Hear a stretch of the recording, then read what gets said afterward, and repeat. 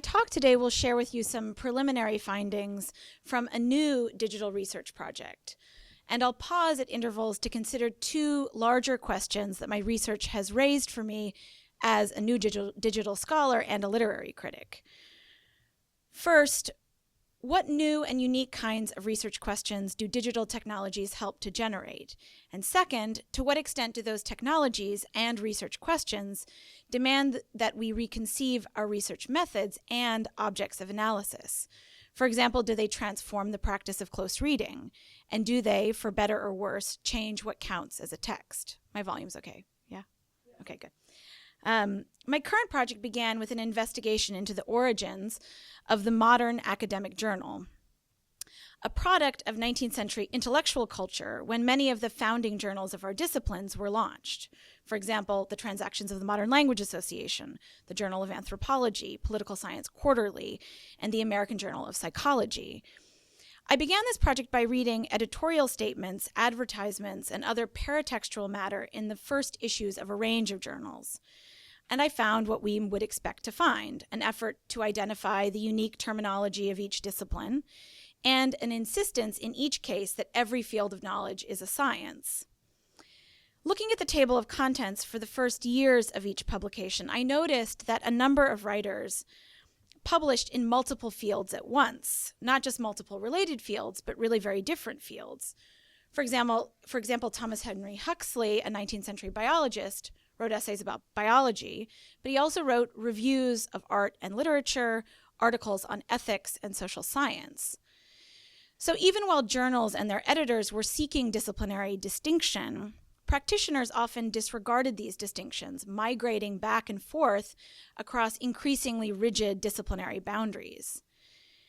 I became curious how I might map these movements of writers across fields of knowledge and the way those movements influenced the development of scientific discourses.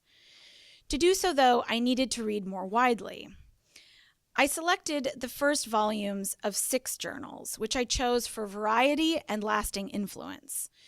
Taken in their totality, I had about 8,000 essays to read.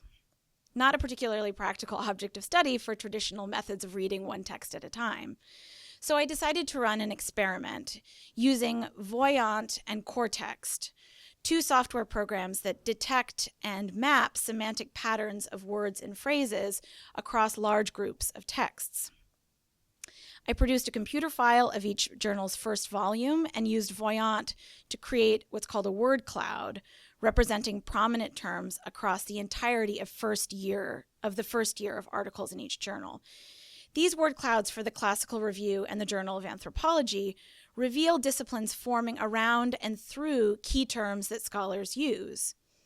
Historians of epistemology like Stephen Toulmin, Camille Roth, and Paul Bourguin have argued that terms like these are key to the formation of disciplines, what they call epistemic communities, because they constitute binding verbal and conceptual links between practitioners. It's how we communicate with one another.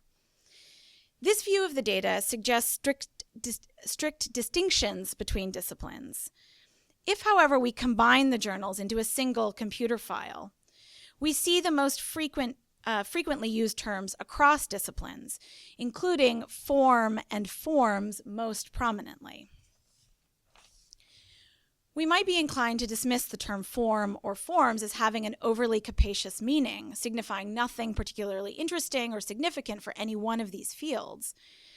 However, the technology raised the question of form's significance, a question that, given the sheer number of texts, remember it was 8,000, only a computer could at least initially reveal.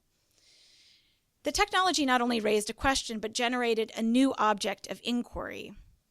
Rather than read 8,000 individual texts, why not restrict attention to the use of the term in context, reading fragments of texts together as a new kind of whole text? I speculated, a text, for example, of a whole intellectual culture. Reading those fragments revealed this peculiar syntax across journals.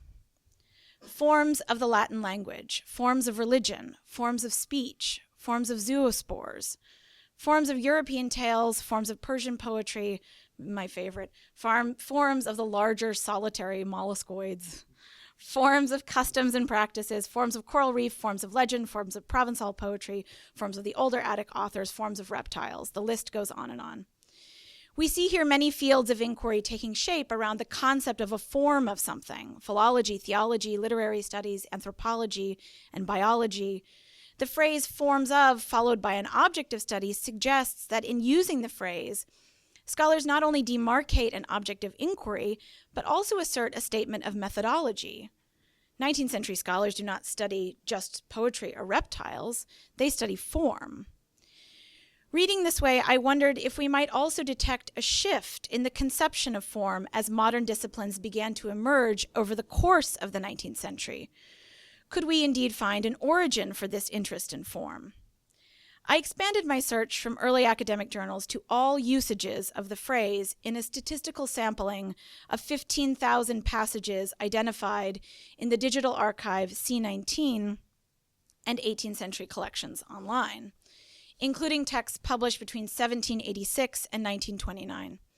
This is the raw data, with categories for date, journal, author, type of writing, discipline or field of knowledge, term used in the phrase, forms of, and surrounding words. So in other words, the whole passage. Using core text, I generated a new view of the phrase in context in the form of a network map. This is what it looks like, and I'll talk about it more specifically so you can understand how this works. But the network map, before I get there, is not merely a tool for my purposes, but an object of study in its own right. And I think this is important for thinking about what digital tools are good for, that they aren't just tools, but they also generate and constitute objects of study. On this map, the triangles identify the terms in capital letters that writers use in the phrase forms of, and the small opaque circles identify fields of knowledge written in lowercase. The lines that form the network, which are slightly hard to see, you can see the dark ones down on the right, connecting terms and fields of knowledge indicate in their length how often the term is used in a text contributing to a particular field of knowledge. If we focus on the middle years of the period I researched, 1841 to 1880, we see various disciplines using the phrase forms of to designate an object of study. You'll see life up here as in forms of life, connected by a short line to biology and a long line to religion. Forms of life is a phrase we find more frequently in essays about biology than in essays about religion. If we look at data from an earlier period, 1786 to 1840, you'll notice that forms of animal life is closely connected to biology, but that forms of life is itself more closely connected to poetry and literature, which here designates book reviews of literary works. This view of the data suggests an obvious assumption about the way disciplines get disciplined over time. Forms of life becomes a term increasingly associated with biology as a disciplined object of study. But the map enables less obvious discoveries about where those concepts came from before they became more rigidly disciplined. For example, what fields of knowledge shared concepts? Until now, my research might seem indistinguishable from what is known as formal concept analysis, studying hierarchies of concepts associated with different objects, in this case, disciplines. But that's not all I'm interested in doing, because I am, after all, a literary critic, and my interest in intellectual history is informed by the peculiar methodologies that make up a literary critical relationship to texts, one that seeks to understand how language develops particular meanings in context. Franco Moretti has been fond of noting that given the sheer number of texts, we can't close read all of them to understand how genres develop. But I wanted to see if close reading could help prune, zoom in on, and deepen our understanding of conceptual change. That is, could I use close reading in tandem with formal concept analysis? Could I also use the software and its product, the network map, as a way back into close reading? So I decided to close read the sampling of textual fragments that I had used as the data source for the network map. In that data, I found a shift in the conception of form between the 18th and 19th centuries. In the 18th century, when the concept of forms of life was the domain of many fields at once, we find these uses. In the 1775 Ways to Christ, the author explains, the Holy Spirit proceeding from God taketh possession of the forms of life and maketh his dominion prevail. In Moral Essays from 1795, we are informed, a relish for the pleasures and parade of the world, together with that powerful motive of common interest, may make men submit to the public forms of life. In both cases, forms of life indicate transcendental rules or prescriptions, the possession of God or some other moral authority. Humans submit to the forms of life. Beginning most clearly in about the 1820s, we find a different usage. In an April 1833 essay on the economy of Athens, we read, "The careful contemplation of antiquity awakens a sentiment of admiration that so much was accomplished under the imperfect forms of the early republics. Time can never efface the interest which mankind will take in the history of the nation."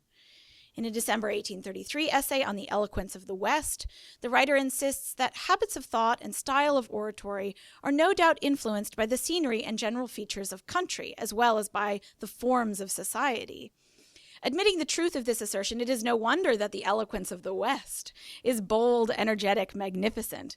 In this glorious region, mind develops easier and approaches the maturity of its vigor, which may be sought for in vain in the older sections of the continent. By the 1820s and 30s, I love the way they write about these things. I mean, so much brashness. By the 1820s and 30s, the denotative meaning of the phrase forms of had shifted from signifying something transcendental and divine to something morphological and immanent. 19th century forms are the product of history, of culture, of time and place, and they change morphologically across time and place. They are immanent. This concept of morphology would be familiar to anyone who had read Darwin, and yet Darwin did not initially share his theory of morphology until the later 1830s. So it didn't come from Darwin, and I don't believe, in fact, it came from science, at least not in the way we might expect. But that's a subject for a longer paper. The research raises questions about historical origins. It also, however, raises broader questions about scholarly methods of inquiry into those origins and subsequent developments. Specifically, it raises questions about the way modern scholars study texts and the kinds of evidence they contain. I have relied on a conception of text that does not conform to conventional literary critical understanding. Traditionally, any one of the extracts I have quoted belongs to a singular whole text with a name, author, and date of publication. I have not, however, read them this way. I have gathered extracts from each text and read those extracts in the aggregate as if they, taken together, composed a distinctive kind of whole text. Not a singular whole, but an aggregate whole composed of many smaller parts. Digital reading makes accessible a new textual view of the whole. But if we cast out a traditional view of the singular text, does that mean we must also cast out traditional methods of interpretation? Does digital reading preclude close reading? I don't believe so. Close reading, I believe, is a necessary component of digital reading if we are going to make any kind of interpretive claim about what words mean and how concepts develop. I view digital technologies as providing an interface, offering up new ways of encountering evidence in the archive. And for that, these technologies are full of potential. They are, of course, also limited. But are they any more limited than the human mind with its own biases about what concepts matter, what concepts are worth looking for? Without the digital interface, it's unlikely I would have thought to ask the question about form, because in reading, literary critics tend to focus on one text at a time, looking in each for the extraordinary more often than for the common. The computer allowed the archive to speak in its own terms, unfiltered for the most part by my disciplinary biases, which we largely inherited from the 19th century. It provided an interface for reading not by privileging the individual voices of particular authors, but rather the fragmentary and indeed choral voice of a whole intellectual and, in its origins, interdisciplinary culture. Thank you.